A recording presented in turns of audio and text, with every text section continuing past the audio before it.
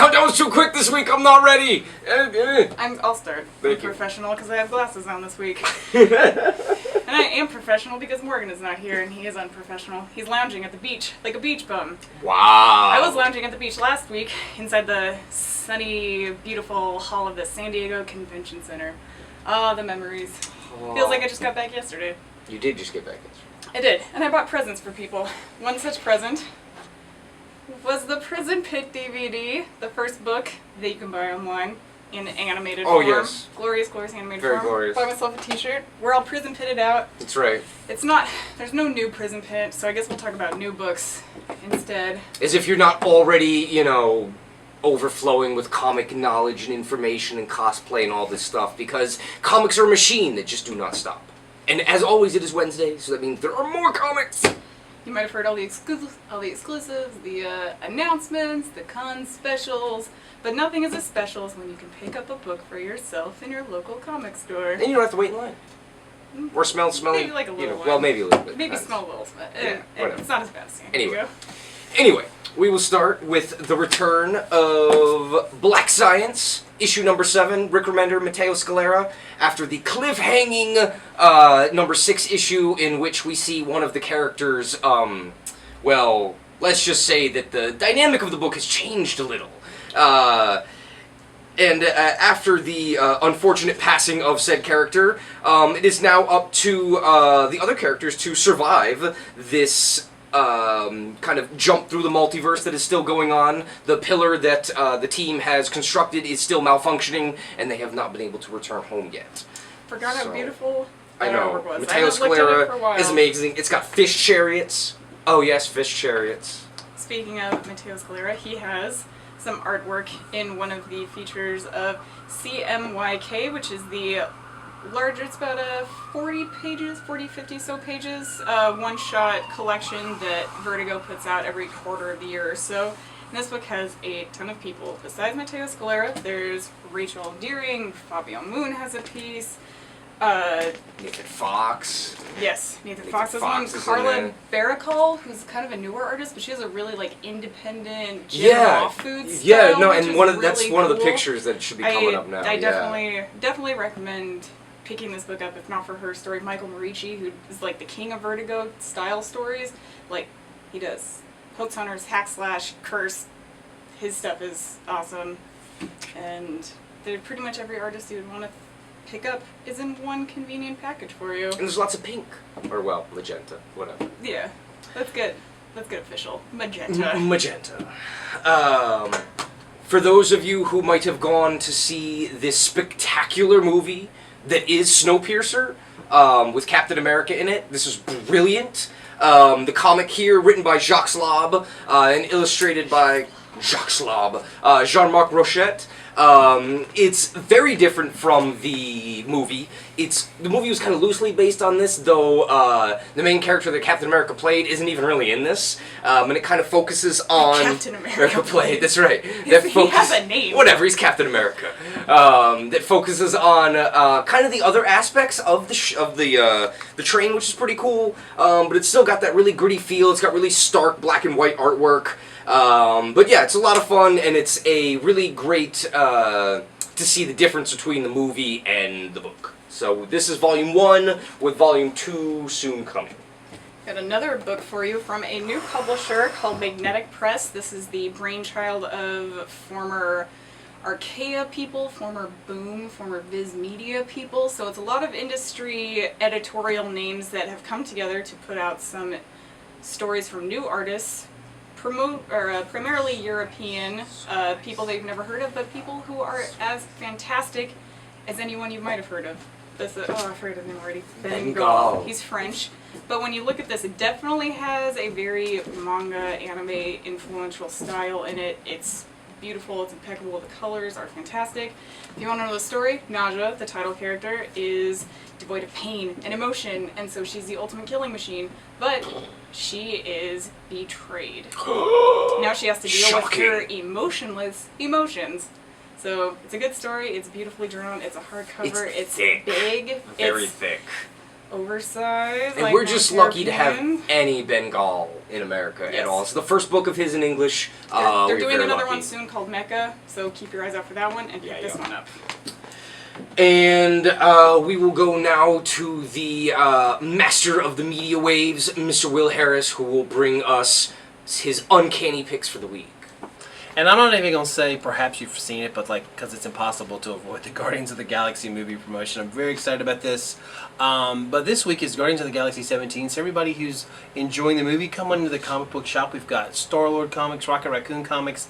And the current storyline is really cool. And if you like Guardians of the Galaxy, there's already going to be a sequel set, so maybe we'll meet Peter Quill's father. This is a great solo storyline. He's going up his dad, who's the head of the Spartax Empire. Captain Marvel's guest starring in it. Gamora and Angela versus the Badoon, and there's of course Rocket Raccoon just shooting guns and being a nasty little animal space raccoon everywhere. So there you go. A couple of uncanny hits from me today. Uncanny Avengers by Rick Remender. This is the big finale of the epic that was started way long ago that involved the Red Skull, the return of Apocalypse as these two twins, Kang the Conqueror. Pretty much everybody in the Marvel Universe got killed and assassinated and resurrected. Even the Earth got blown up and destroyed by the Celestials. But they're trying to set all the timelines right. This might end up being one of the ultimate Kang storylines in Avengers history. But it's Avengers, it's X-Men versus Kang, and his ultimate revenge in the end is a little heartbreaking. And Rick Remender, it's just a huge epic, and Daniel ACUNA is back doing art on this. And not to be outdone, we have also had Uncanny Avengers. Now, of course, the biggest thing that hit the internet was the new look for Dazzler. She's an angry punk rock Dazzler. Well, this is also part 2 of the last will and testament of Charles Xavier, who, as you know, was killed by Cyclops. He was under the influence of the Phoenix. He didn't really mean it. But what does that mean? She-Hulk is the lawyer. She's gathering all the X-Men together. And I just read this, and Brian Bendis is just triple blowing your mind again with this. Nothing what I expected, nothing what you expected. Really read it and enjoy. Cyclops, the young, good 16-year-old Cyclops from the past who's now in the future, who left the all-new X-Men, but who's now with his dad in outer space. I know that's complicated. Just go with it. It's kind of like X-Men, Guardians of the Galaxy, and Han Solo and Chewbacca and all that cool stuff. But it's awesome. Greg Rucka's writing it. Russell Doutterman is an artist who kind of came out of nowhere. He's awesome. Catch this before he takes on the female Thor. But really cool. It's all about young Cyclops getting a chance to bond. It's father-son dynamics with space pirates and crazy aliens and heists and all that good stuff.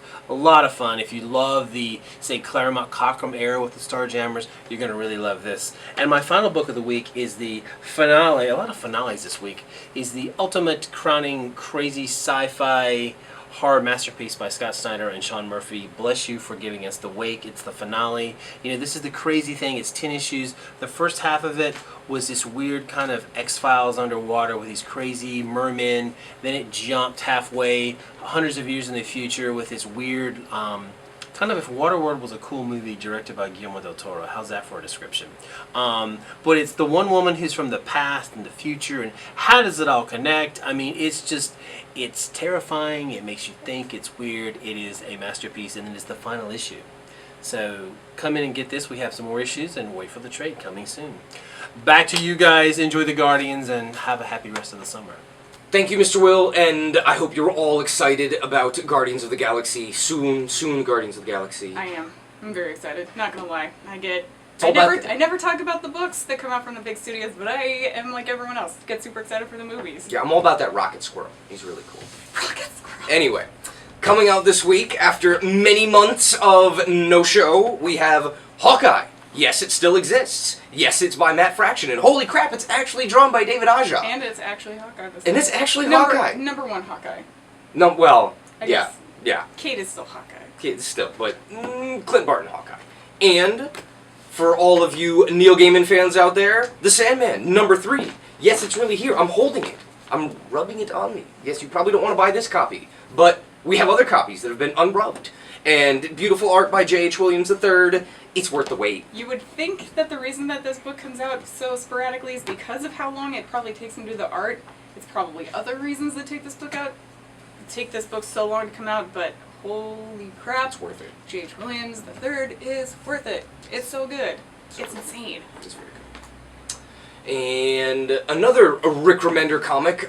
He's just kind of a comics juggernaut that you just don't stop. He also did the introduction for this Nausea book. And when they list his credits, it's a friggin' paragraph now. At this point, it's like Rick Remender, creator, writer of blah, blah, blah, blah, blah, blah, blah. But this is a new book with Greg TOCCHINI, who he collaborated with on Last Days of American Crime for Radical Comics a couple years ago. That was brilliant. And this is another sci-fi book focusing on the murky depths of the underworld in our future. Fully painted art. You have glorious, glorious colors in here. Some top shelf nudes. Yes, there's some nudity on page 2, or well, I guess that's 3.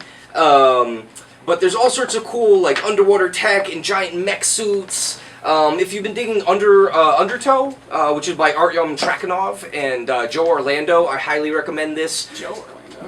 Steve Orlando, not Joe like, Orlando, man. From the depths. From the depths, yeah, right? But no, this looks really great. Atlantis, action, underwater, sci-fi adventure. Who are the real aliens? The humans. That's right. Another #1 we got from Vertigo is Bodies. This is another one of those huge artist books. It's all written by Cy Spencer. Cy? Cy Spencer. S.I. Cy Spencer. C. Oh, there's no X No, on. no, C. It is Cy Spencer. Oh, alright. Alright, Mr. Funny Bones. That's right. But this has a huge... Usually you're the ones doing the dumb jokes. I am the funnier one. This has a huge artist lineup as well. It's Megan Hetrick and Dean Ormston. I wrote Tula some Lotay. cute notes for myself because there are so many people reading this book. Tula Lotay and Phil Winslade. They each do a different portion of the story in which there are 4 bodies, 4 mysteries, 4 different time periods, 2014, 1940s, 2050, and... 2055. 2055 and what was the other one? Earlier than that. I don't know. It was an old one. But anyway, there's lots of time periods, lots of time crime. periods, very cool art. Each artist has kind of their own style that does But it's with all the thing. colored by one person, Keeps which together. is impressive. That is pretty impressive. And they all have their different feels to it. It goes to show how much the colors can really pick your book. It's true. And finally this week, the moment of silence for Prophet. This is the last issue of Brandon Graham, Yanni Miloniani, Farrell Dalrymple, and Simon Roy's magnum space sci-fi opus that has taken the Rob Liefeld character of Prophet and rocketed him into stardom in the world of comic books. And speaking of multiple artists all being colored by one dude, Joseph Bergen III provides colors on this. Watercolors, a lot of it. It's insane. It's so nice. And do not cry too much. There will be more coming after this. There's Prophet Strike File, and Which then has amazing lineup of artists. Yes. A lot of them Portland, Seattle, so to support the locals. That's right. And then finally, everything will culminate in the Earth War. That you might have seen a little bit of art kind of trickling around the internet. It's badass. I think I win the Earth War. I think I'm the winner in that. I don't know. I think I won. Really? Yeah. Yeah. Okay. The cat's just gonna come out of nowhere and like. We decided. Yeah. I won the Earth War. Okay. Well, and you will all win when you read it. That's right. Well, that's everything for this week. We hope you still have some money left from the con and that you come spend it here. Thanks, guys.